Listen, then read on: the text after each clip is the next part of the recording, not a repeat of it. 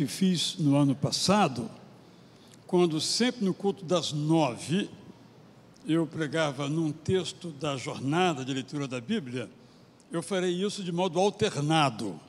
Então, num domingo eu tratarei do texto da semana às 9, no outro domingo às 11, de tal modo que possamos sempre ter presentes os textos do Antigo e do Novo Testamento. Eu estou seguro que agora todos que começaram a jornada estão em dia. No começo sempre estamos em dia, obrigado. Mas vamos sempre perguntar isso, não é? E o conselho, quero repetir, é o seguinte: se porventura você não conseguiu ler os textos da jornada nesta semana, não tente ler agora nesta. Leia os desta semana e anota a dívida em algum lugar. Marca no caderninho, no livrinho, aqui, não é? E você vai estar sempre em dia, recuperando o eventual, vamos chamar de prejuízo. Então, hoje eu quero trazer para os irmãos um texto que nos enche de curiosidade, de certo modo, mas mais do que curiosidade, nos oferece a teologia bíblica acerca do dízimo. Assunto sobre o qual há muita fantasia, ou mesmo heresia. Este é o texto que nos coloca no centro do tema. Primeiramente, então, eu vou ler o texto bíblico. Você pode abrir a sua Bíblia, pode acompanhar a leitura que vou fazer na versão Prazer da Palavra, já que já preparei também o livro de Gênesis. Gênesis 14, versos 17 até o 24. Sempre é bom a gente ler todo o capítulo, e às vezes o que vem antes do capítulo, e às vezes, só que isso é impossível, temos que fazer um momento de corte para prosseguir. Então, escolhi o verso 17, Gênesis 14. A perseguição culminou na derrota de Querdolaomer e de seus aliados. Depois disso, 2 reis foram se encontrar com Abraão. Um se chamava Bera e governava Sodoma. O encontro aconteceu no Vale Savé, conhecido como Vale do Rei, em homenagem a um governante do passado. O outro rei que foi se encontrar com Abrão se chamava Melquisedeque, que governava Salém. Ele levou pão e vinho. Ele era sacerdote do Altíssimo Deus Eterno. Ele abençoou Abrão com as seguintes palavras: Abrão, abençoado sejas pelo teu Deus, o Deus dos deuses, Criador dos céus e da terra. Bendito seja o Deus dos deuses por te ter dado a vitória sobre os teus adversários. Depois de ser abençoado, Abrão entregou a Melquisedeque o dízimo de tudo o que havia conquistado. Depois disto, o rei Bera de Sodoma voltou à carga. Você me entrega as pessoas que resgatou e pode ficar com os bens. Abrão lhe respondeu: de jeito nenhum. O Deus eterno, Criador dos céus e da terra, testemunha que não ficarei com nada que pertença a você. Não ficarei com nada seu, seja coisa grande ou pequena. Não quero que você saia por aí dizendo que me enriqueceu. Só não tenho como devolver o que os soldados comeram e nem a parte que cabe aos guerreiros de Manre, Escol e Abner, que me ajudaram na batalha. Dei a essa mensagem também o título de 7 certezas que aprendemos com Abraão e Melquisedeque. E a primeira é a seguinte, que nós não gostamos muito de ouvir: nada sabemos sobre Melquisedeque, exceto o que lemos nesse texto do livro de Gênesis, capítulo 14, uma breve citação no Salmo 110, 4 e várias citações nos capítulos 5 e 7 de Hebreus. E nada mais. Se você quiser escrever um conto, como Almir Gonçalves escreveu um romance sobre uma linha, Enoque andou com Deus e fez um livro de 224 páginas, esteja à vontade para escrever o seu sobre Melquisedeque, mas diga que é ficção. Mas o que nós sabemos sobre Melquisedeque nos ensina muitas coisas a partir desses textos. Eu quero ler então os outros textos que vão compondo, chamemos assim, essa biografia de Melquisedeque. Primeiramente então, Hebreus 5, 5 a 10. Assim, também Cristo não glorificou a si mesmo para se tornar sumo sacerdote, mas quem o glorificou foi aquele que lhe disse: você é meu filho, hoje eu gerei você. Em outro lugar, isto é no Salmo 110, 4, também diz: você é sacerdote para sempre, segundo a ordem de Melquisedeque. Ele, Jesus, nos dias da sua carne, tendo oferecido com forte clamor e lágrimas, orações e súplicas a quem o podia livrar da morte, foi ouvido por causa de sua reverência. Embora fosse filho, aprendeu a obediência pelas coisas que sofreu, e tendo sido aperfeiçoado, tornou-se o autor da salvação eterna para todos os que lhe obedecem. E Deus o nomeou sumo sacerdote, segundo a ordem de Melquisedeque. Agora, capítulo 7, apenas alguns versos até o 5. Porque esse Melquisedeque, rei de Salém, sacerdote do Deus Altíssimo, foi ao encontro de Abraão quando este voltava da matança dos reis e o abençoou. Foi para ele que Abraão separou o dízimo de tudo. Primeiramente, o nome dele significa rei da justiça, depois também é rei de Salém, ou seja, rei da paz. Sem pai, sem mãe, sem genealogia, ele não teve princípio de dias nem fim de existência, mas feito semelhante ao Filho de Deus, permanece sacerdote para sempre. Veja como era grande esse a quem Abraão, o patriarca, pagou o dízimo tirado dos melhores despojos. Ora, os que dentre os filhos de Levi recebem o sacerdócio têm ordem, de acordo com a lei, de recolher os dízimos do povo, ou seja, dos seus irmãos, embora esses sejam descendentes de Abraão. É isso que nós sabemos sobre Melquisedeque. Quando o autor afirma que ele não tinha pai, nem mãe, nem genealogia, não está dizendo que ele era eterno.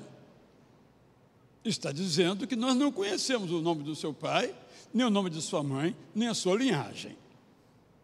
Não há ninguém eterno na Bíblia, exceto Jesus Cristo. Importante colocar esse aspecto, porque às vezes começamos a imaginar que esse Melquisedeque era eterno com o Pai. Não. Um homem que entrou na história e saiu da história, e sobre ele, só o que a história bíblica registra sabemos.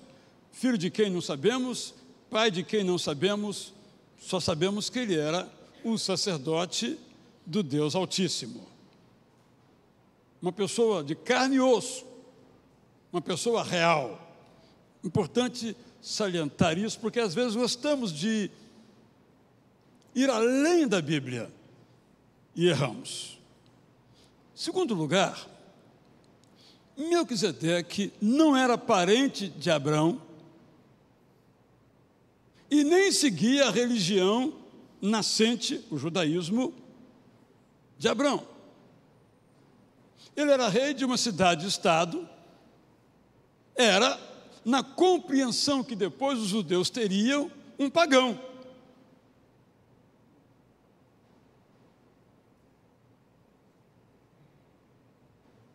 Mas a este pagão, Deus considera um sacerdote e diz que Jesus segue a linhagem de Melquisedeque. Jesus, que era judeu, seguiu a linhagem de um homem que não era judeu, Melquisedeque, e que foi no passado rei de Salém, ou seja, de Jerusalém, mas não era familiar de Abraão.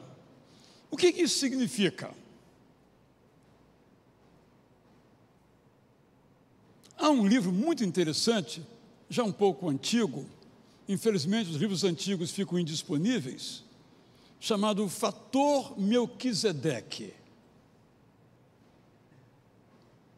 Nesse livro, o missiólogo que o escreveu diz que muitas vezes os missionários chegam a um campo transcultural completamente desconhecido e naquela cultura ele encontra elementos de fé em Deus, embora de forma um pouco diferente da nossa forma. Ele chama isso de fator Melquisedeque. Alguém poderia esperar alguma coisa de Melquisedeque? Não era parente de Abraão, não era da linhagem de Abraão, nem primo de Abraão era.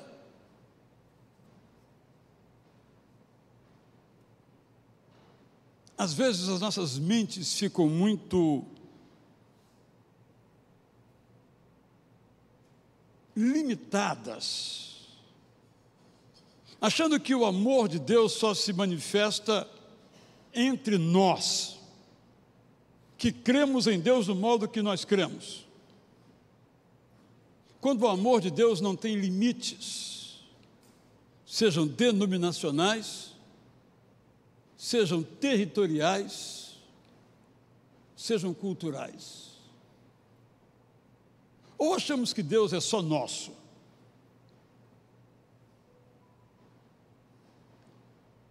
Então, Melquisedeque, este herói da fé, este grande homem da fé, não passa por um requisito que limite a Deus ao grupo ao qual nós pertencemos. Nas culturas, em diferentes situações, há pessoas que, talvez doutrinariamente de modo errado, procuram o Deus verdadeiro e Deus se manifesta a essas pessoas, como se manifestou não só a Melquisedeque, como através de Melquisedeque. Feliz é o missionário que, compreendendo isto, chega a essas culturas e, a partir destas pessoas que têm essa graça, vamos chamar de discreta de Deus na sua alma, com elas alcançam toda aquela cultura. Quando nós nos relacionamos com pessoas e também procuramos ver nelas dons de Deus que talvez nem sequer reconheçam, nós somos capazes de levá-las com mais facilidade, digamos assim, ao reconhecimento do senhorio soberano de Jesus. Precisamos sempre ter as nossas mentes atentas, porque há pessoas íntegras fora do nosso meio. E há pessoas que não são íntegras no nosso meio. É um convite a que abramos as nossas mentes e proclamemos a graça de Jesus para todos. Abrão sabia quem era Melquisedeque. Abrão sabia quem era o Deus eterno que lhe dava a vitória, enquanto ele, Abrão, lutava. Terceira verdade que aprendemos com esse texto é que em nossa leitura da Bíblia, nós precisamos compreender o Novo Testamento como o testamento que ilumina o Antigo Testamento. Mais ainda, o Antigo e o Novo se complementam. Por que eu digo isto? Porque às vezes nós dizemos assim, não, só o Novo Testamento revela Jesus. Não é verdade. O Antigo Testamento também revela Jesus. Ou nós devemos seguir todas as leis do Antigo Testamento. Não, temos que ver aquelas que o Novo Testamento corrobora. Há muitas pessoas que fazem do Antigo Testamento a sua Bíblia. E o Antigo Testamento sozinho não é a Bíblia. Há muitas pessoas que fazem do Novo Testamento a sua Bíblia, e o Novo Testamento sozinho não é a Bíblia. A Bíblia é o Antigo e o Novo. Elementar, dirão alguns.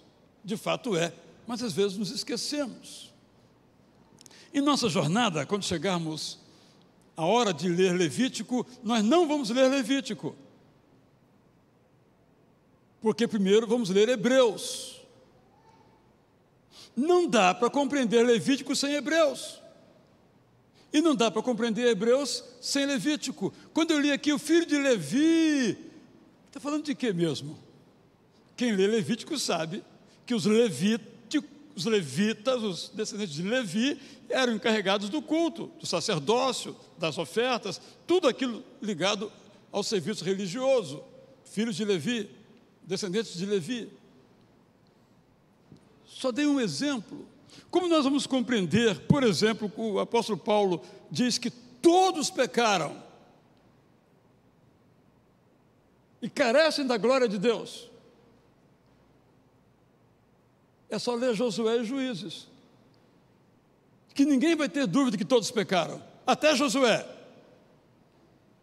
e até os bons juízes, porque todos pecaram, ninguém escapa disso. Aí podemos ler Romanos, é verdade. Todos pecaram, o salário do pecado, a consequência do pecado é a morte. Mas isso é o Antigo Testamento. Mas o Novo diz, mas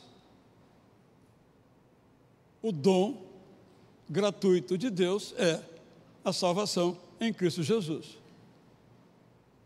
A segunda parte fica sem pé. Todos pecaram. E a primeira parte é incompleta, porque é verdade que todos pecaram, mas é verdade que Deus providenciou a salvação, providenciou a redenção. Vou dar mais um exemplo.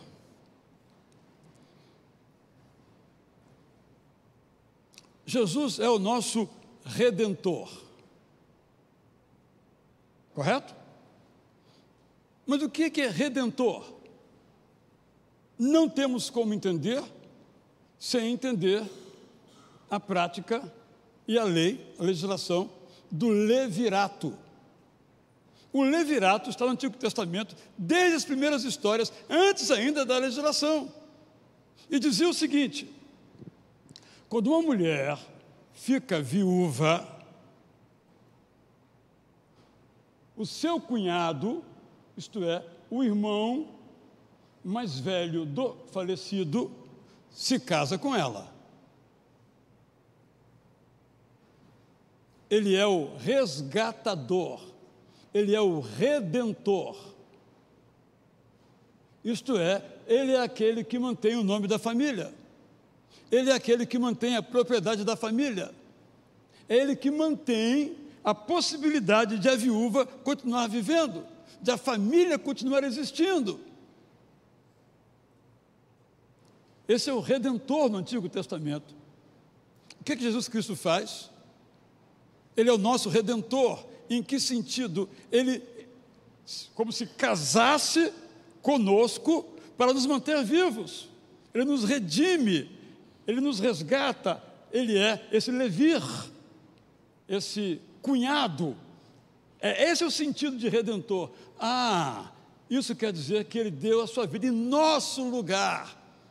Casou-se, Antigo Testamento, com a viúva, esse é o sentido, e agora o novo sentido é, ele nos deu vida, nos permitiu continuar vivendo. Então não temos como separar, ler apenas um como o melhor testamento, esquecer o outro, porque eles são complementares. podemos dizer, são o mesmo livro, sem contradição, o que é uma maravilha. Eu brinco que eu às vezes leio um texto que eu escrevi, eu disse, foi eu que escrevi, e alguns dizem, mas você se contradisse com o que você falou há 20 anos. Eu disse, qual é o problema? É normal isso. Mas aqui não tem contradição nenhuma, zero de contradição, pela razão que nós sabemos, porque veio da mesma fonte. Mas é importante que entendamos, não, eu sou crente, mas eu só leio o Novo Testamento. Errado. E eu procuro viver até as festas do Antigo Testamento. Errado. São os dois testamentos que formam a revelação de Deus. E aprendemos isso nessa história, porque nós não entendemos Melquisedeque sem Levítico. Não entendemos Melquisedeque sem Hebreus. E não entendemos Hebreus sem Levítico e sem Melquisedeque. Colocando-nos no centro da história de Abraão. Quarta verdade que nós aprendemos nesse texto: o dízimo é anterior à lei. A coisa mais comum que a gente ouve nas conversas sobre dízimo, que o dízimo é da lei. Eu sou da graça. Bem, Melquisedeque era um contemporâneo de Abraão. Abraão viveu entre os séculos 20 e 19 antes de Cristo.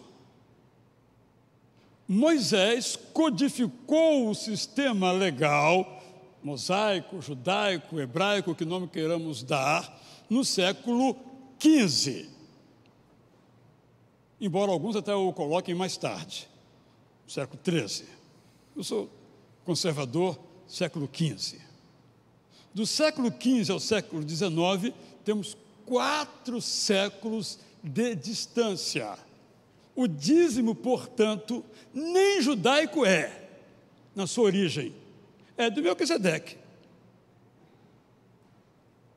O dízimo, portanto, está 4 séculos antes da lei. Então, se alguém não quer dar o dízimo, use algum outro argumento. Esse não. Porque o dízimo não é da lei.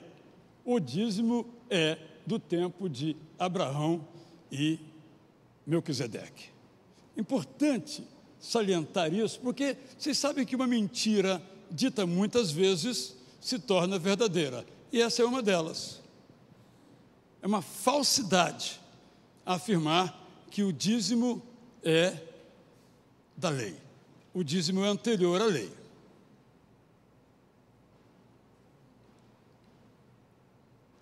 Quinto, essa história nos ensina que o dízimo é dado, entregue, cada um pode usar a palavra que quiser, uns usam pago, outros entregue, devolvido, não importa o verbo, quando há reconhecimento, quando há gratidão por aquilo que Deus fez na nossa vida. Se eu conseguir com o meu esforço próprio, com o meu suor, com o meu esforço, não tem sentido nenhum eu dar o dízimo. Eu consegui, é meu. Mas se eu conseguir, porque a graça de Deus me deu capacidade, a graça de Deus me deu sangue, me deu suor, me deu músculo, me deu joelho, me deu braço, me deu inteligência, então eu darei o dízimo. Eu tenho que fazer uma avaliação. Como é que você conseguiu isso? Bom, consegui porque eu sou um cara esperto. Ok, não tem que dar dízimo nenhum. Eu consegui porque Deus me abençoou. Abraão, quando ele sai da sua vitória, ele se encontra com Melquisedeque, e nesse caminho ele reconhece, gente, a vitória de Abraão sobre os reis foi uma vitória absolutamente incrível. Por quê? Abraão não tinha exército, tinha um monte de empregado nas suas fazendas. Os outros eram cascudos na guerra. A guerra era uma arte que eles desenvolviam e aperfeiçoavam em cada cidade e estado daquela época. Havia, inclusive, diz o texto bíblico, a época em que os reis saíam à guerra. Tinha uma metodologia, tinham até acordos diplomáticos para não fazerem guerra no inverno. Era uma coisa organizada. Abraão não. Era uma força desorganizada. As chances de Abraão vencer aqueles reis todos eram zero. Quando Abraão vence com os seus poucos e vence aqueles todos em quantidade, em qualidade, em armamento, ele diz, só tem uma explicação. Deus me concedeu essa vitória. Então, ele deu o dízimo de tudo. O dízimo, portanto, é praticado quando há o reconhecimento de que aquilo que nós conquistamos nos foi presenteado pelo Deus eterno. É muito comum a gente dizer assim, olha, no ano novo, né? Deus lhe dê saúde, porque com saúde a gente conquista tudo. É quase toda a verdade, há outros elementos envolvidos aí, mas quem nos dá a saúde?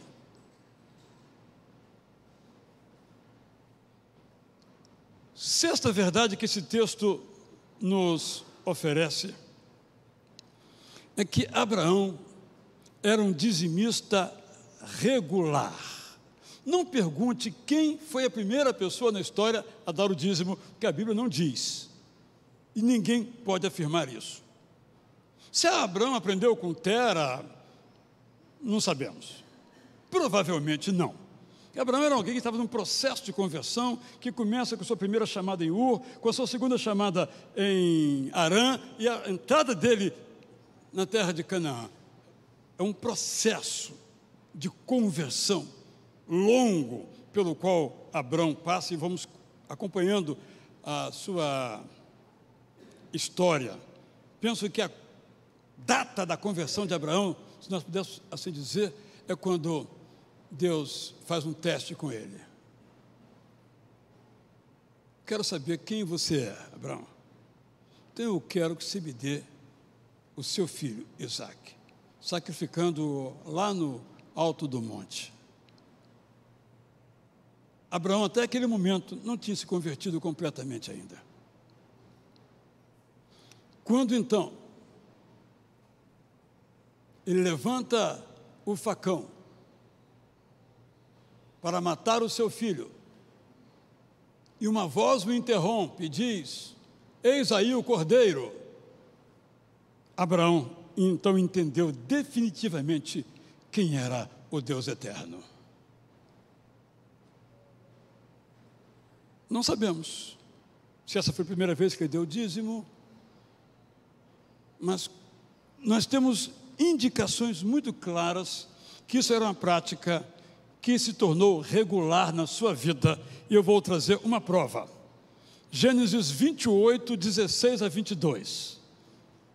A história de Jacó, parte da história de Jacó, nos mostrando que o neto de Abraão também era dizimista. Gênesis 28, 16 a 22, na versão Prazer da Palavra. Quando acordou, Jacó falou em voz alta, com certeza o Deus eterno estava aqui e eu não sabia. Depois pensou um pouco e com seriedade afirmou, que lugar maravilhoso é este em que estou? Estou na casa de Deus, à porta dos céus. Jacó voltou a dormir.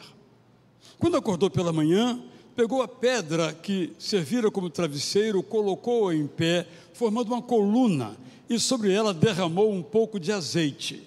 Depois deu um novo nome àquele lugar, Casa de Deus, ou Betel em hebraico, e não mais Luz. Além disso, Jacó fez uma promessa ao Deus eterno. Se estiver, bem coisa de Jacó, né?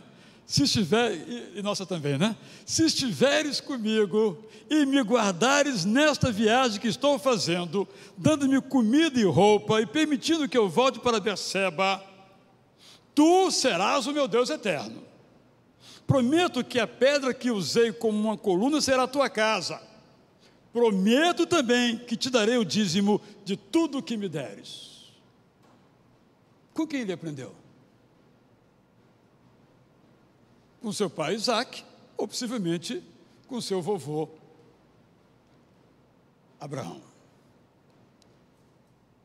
A sétima coisa que eu aprendo com essa história e todo o seu continuum é que depois que Abraão deu o dízimo de tudo o que havia conquistado, diz o texto bíblico, nada lhe faltou. E é muito interessante que Abraão foi, digamos assim, tentado. Quando um rei, aliado dele, vendo a sua vitória, diz: olha, você pode ficar com o que você quiser, se você me dá tal coisa. Ele diz assim: eu não quero nada, eu não quero que fique rico às suas custas, que tudo que eu conquistei foi pelo Deus eterno, não foi por nenhum de nós, nem nenhum de vocês. Para mim fica muito evidente que aqueles 10% não fizeram falta a Abraão. Ele sabia disso. Porque ele podia ficar com um pouco mais.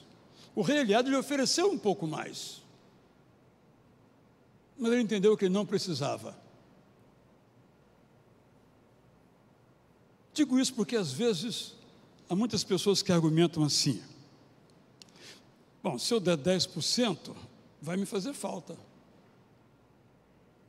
Isso se aplica a quem ganha pouco, e acho que até se aplica a quem ganha muito. Acho, mas aí eu não tenho nenhuma pesquisa para afirmar isso. Todos nós temos esse tipo de argumento. Vai, com esse dinheiro aqui eu compraria uma roupa nova. E é verdade. Com esse dinheiro aqui eu trocaria o meu computador. Pode ser que seja verdade. Com esse dinheiro aqui, meu carro, acho que juntando uns 3 meses aí, eu trocaria de carro. É um argumento. Mas não foi o de Abraão. Nada faltou a Abraão. E a promessa, ou melhor, a bênção de Melquisedeque, sejas tu abençoado, se cumpriu completamente. E até hoje, completamente se cumpre. Essa história, portanto, nos mostra, vou recapitular, 7 coisas. Primeiro, nada sabemos sobre Melquisedeque, além do que está na Bíblia, o que nos leva, então, a colocar no nosso coração que nós não precisamos ficar especulando, porque a história é completa naquilo que nos interessa. Segundo, que não sendo parente de Abraão, nem tendo a mesma fé que Abraão, havia alguém que era sacerdote do Deus Altíssimo. Porque Deus não está limitado ao nosso grupo religioso, à nossa nação, ao nosso tipo de crença, porque Deus é muito maior e não cabe nas garrafinhas que por vezes queremos colocá-lo, graças a Deus. Em nossa leitura da Bíblia, em terceiro lugar, devemos ter sempre claro para nós que a Bíblia é formada por Antigo e Novo Testamentos. Um não é mais Bíblia do que o outro. Um não é menos Bíblia do que o outro. São complementares. E essa dupla forma a totalidade da revelação perfeita de Deus para nós. Aprendemos em quarto lugar que o dízimo é anterior à lei, não procedendo a alegações de que é coisa da lei, eu sou da graça, não se aplica a mim. Quinto, talvez o mais importante que eu aprendo nesse texto é a gratidão de Abraão, que veio com o reconhecimento de que aquilo que ele conquistou, essa é a palavra, ele venceu uma guerra, ele conquistou, porque Deus lhe deu a vitória. Se Deus me deu 100% de vitória, por que não lhe vou devolver 10% da vitória? Essa é a lição mais profunda desse texto de Abraão para nós. Sexta verdade, que Abraão era um dizimista, um regular dizimista, e isso passou para sua descendência. Abrindo parênteses, irmão, é muito bonito quando o pai, mãe, avô, em lugar de trazer aqui a salva, o envelope para a salva, pede ao seu filho, ao seu neto, para trazer. O que esse gesto está dizendo? Meu filho, meu neto, minha filha, minha neta, meu sobrinho, minha sobrinha, eu sou dizimista. Quero que você também seja. Porque, para mim, é o que está refletida na experiência de Jacó. Jacó, no maior suplício, na maior dificuldade, numa viagem que não sabia como terminaria. Senhor, Deus eterno, olha, se for tudo bem comigo, se eu não morrer nessa viagem, se eu alcançar o meu objetivo, se eu voltar para casa, for bem recebido lá em casa, lá em Berseba, eu te vou dar o dízimo de tudo. Ele inventou isso. Ele simplesmente deu continuidade à prática da sua família, me parece que é uma evidente conclusão. E por último, aprendo que Abraão deu o dízimo e nada lhe faltou. Essa é a experiência de todos nós. Isso que estou dizendo, nós já provamos. Continuemos a provar que ao dizimista nada lhe falta. Obrigado, irmão, obrigado, irmã, por sua atenção, por participar tão atentamente aqui a essa mensagem. Obrigado a você também em casa, nessa mesma perspectiva. Eu comecei esse culto dizendo que Jesus Cristo é o centro da nossa mensagem, e vou acrescentar, é o centro da nossa vida. Disse também que é a razão de ser da nossa vida. Podemos proclamar tudo aquilo em que nós acreditamos, nos vários aspectos da vida. Mas, em primeiro lugar, nós devemos proclamar que Jesus Cristo é o Redentor, o Salvador, o Senhor, o sentido único das nossas vidas. Eu e você precisamos nos alegrar diante do Deus eterno, com esse convite que Ele nos faz para sermos homens e mulheres que vivam o Evangelho e proclamem o Evangelho. Nós somos chamados a brilhar